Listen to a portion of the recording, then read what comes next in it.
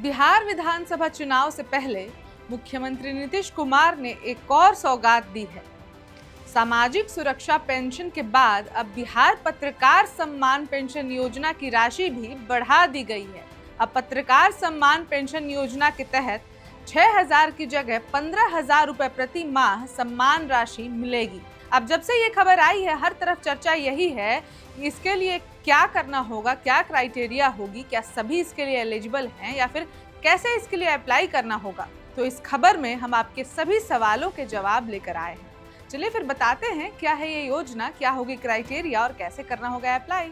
नमस्कार, मैं ऋचा और मुख्यमंत्री नीतीश कुमार ने सोशल मीडिया पर शनिवार को जब से यह जानकारी दी है कि पत्रकारों की पेंशन अब 6,000 की जगह 15,000 कर दी जाएगी, तब से ही पत्रकार समाज खुश है। खुश हो भी क्यों ना, देश का चौथा स्तंभ है, रात दिन जगकर आपके सामने खबरें पहुंचाता है। कई बार तो जान की बाजी भी लगानी पड़ती है, बावजूद पब्लिक की नाराजगी भी झेलते हैं, पर अपने काम में लगे रहते हैं। ऐसे में बिहार के मुख्यमंत्री की इस घोषणा के बाद एक खुशी की लहर दौड़ पड़ी है, लेकिन इसके लिए कुछ क्राइटेरिया है। अब वो बताने से पहले सीएम ने क्या कहा ये बताते हैं। तो मुख्यमंत्री ने लिखा कि मुझे ये बताते हुए खुशी हो रही है कि बिहार पत्रकार सम्मान पेंशन योजना के तहत अब सभी पात्र पत्रकारों को हर महीने 6,000 रुपए की जगह 15,000 रुपए पेंशन की राशि प्रदान करने का विभाग को निर्देश दिया है।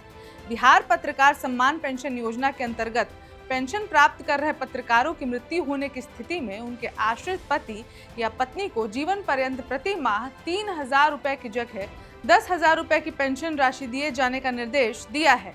सीएम नीतीश कुमार ने आगे कहा कि पत्रकारों की सुविधाओं का हम लोग शुरू से ख्याल रख रहे हैं ताकि वह निष्पक्ष होकर अपनी पत्रकारिता कर सकें और सेवानिवृत्ति के उपरांत भी सम्मानजनक तरीके से अपना जीवन यापन कर सकें। पर ध्यान देने की बात यह है कि इस योजना में उन पत्रकारों को आर्थिक सहायता मिलेगी जो राज्य सरकार द्वारा तय किए गए मानदंड को पूरा करेंगे। आवश्यक मानदंडों अनुसार आवेदक बिहार का निवासी होना चाहिए, साथ ही साथ उसके पास पत्रकारिता में कुल 20 साल का अनुभव होना चाहिए। योजना का लाभ लेने के लिए आवेदक की आयु 60 वर्ष की होनी चाहिए।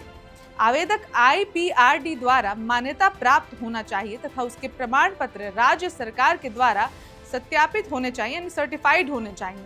इसके अलावा सबसे खास बात यह है कि आवेदक की सेवा अवधि के दौरान 20 साल निरंतर PF भी कटा होना चाहिए और संस्थान का अपॉइंटमेंट लेटर, रिलीविंग लेटर और प्रमाण पत्र भी होना चाहिए।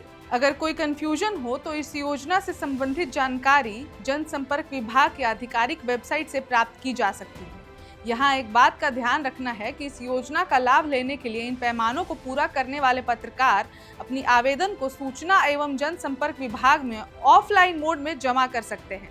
ध्यान देने वाली बात यह है कि इस योजना के लाभ लेने के लिए ऑनलाइन आवेदन नहीं किया जा सकता है, यानी कि आपको डिटेल्स ऑनलाइन लेने हैं वेबसाइट से, लेकिन जो फॉर्म जमा करना है यानी जो आवेदन करना है वो ऑफलाइन होगा, इसको याद रखिएगा। इसके अलावा कुछ डॉक्यूमेंट्स हैं जिनकी ज़रूरत होगी। इनमें आवेदक के पास आवासीय प्रमाण पत्र, आय प्रमाण पत्र, आधार कार्ड, मतदाता पहचान पत्र, बैंक के खातों का विवरण, बैंक की खाता संख्या, ब्रांच का नाम और IFSC कोड भी होना चाहिए। चलिए इस योजना का इतिहास भी आपको बताते हैं। दरअसल इस योजना की शुरुआत तत्कालीन मुख्यमंत्री जीतन राम मांझी ने 2014 में की थी। भले ही वो बहुत कम समय के लिए मुख्यमंत्री बने हों, लेकिन उन्होंने इसकी शुरुआत कर डाली थी। उन्होंने बिहार के पत्रकारों के लिए पेंशन योजना शुरू करने के लिए पटना समेत राज्य के सभी जिलों में प्रेस क्लब भवन बनाने की घोषणा भी की थी। हालांकि तब पेंशन के लिए 6,000 रुपए प्रति माह निर्धारित किए गए थे। इसी राशि में सीएम नीतीश कुमार ने करीब दोगुनी से भी ज्यादा की वृद्धि कर डाली है।